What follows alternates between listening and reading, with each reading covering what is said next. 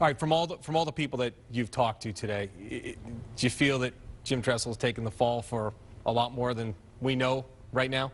Well, it's hard to say right now. I think a lot of people are speculating that he's taking the fall for something that's a little bit bigger than what has been portrayed so far.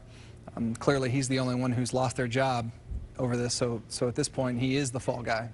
I mean, are you surprised that it did happen eventually when you look at over the history of the coaches? I think it's like 78 of 81 coaches that have gone through something like that have resigned or been fired. Are you kind of surprised that it eventually did happen? I was shocked because I thought that regardless of all that had been said in the media, all of the heat that they had taken, I just still thought that they'd somehow find a way to combat this and battle this as long as they possibly could. And I was shocked to hear that he did step down, just because knowing Tressel the way that I know him, he clearly would want to try and right the ship personally.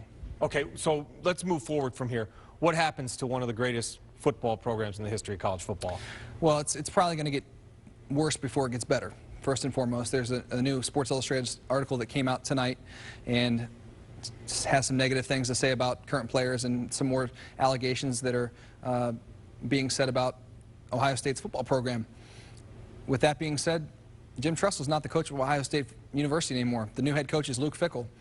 And moving forward for 2011, these players who are on that roster right now have to buy into what Luke Fickell is preaching to these guys. Now, will the NCAA come back with more sanctions?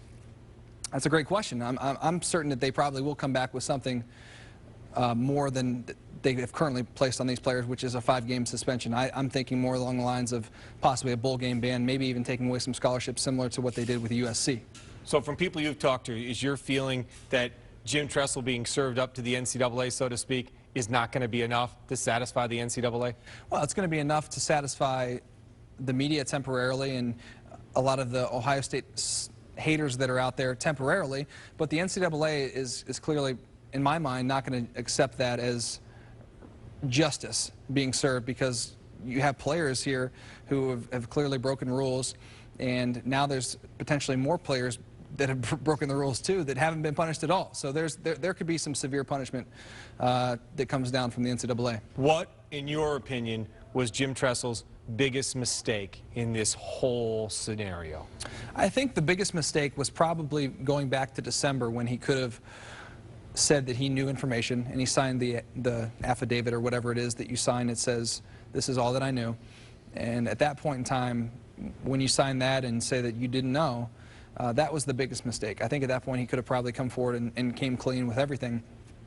With that being said, that didn't happen, and the story has unfolded as it has, and it sort of just snowballed into just a big, ugly story for the Ohio State football program. I've heard a lot of players say his blind loyalty attracts a lot of players to that school because he'll fight for you, he'll stick up for you until the bitter end. We've already seen that. But at the same time, if you don't get a university that also buys into the blind loyalty situation, you're in trouble.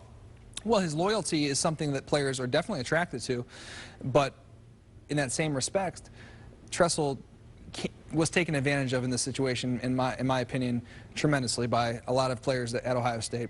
I think the fact that he did give them a little bit of free rein and gave them second chances and opportunities, and I think he was blindsided by the fact that Terrell made him think that he was, sorry from time to time as he made mistake after mistake, and ultimately was his demise. Last question. Does he coach again?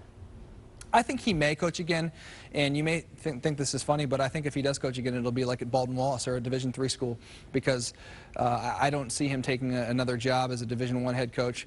I could see him getting back into it to help a program, or because he feels the need to coach and help young people. Regardless, Jim Tressel will still be involved in young people's lives, whether it be coaching or speaking to kids at churches, or some way he'll have an impact on people. And he still has a tremendous impact on the James Cancer Research Center and is very involved in charities. So regardless of what happened today, my opinion of Jim Tressel, the man hasn't changed. And I hope that a lot of the fans out there understand that he is a good man and did make a mistake, and he deserves a chance to be forgiven. And he did pay the price. He lost his job.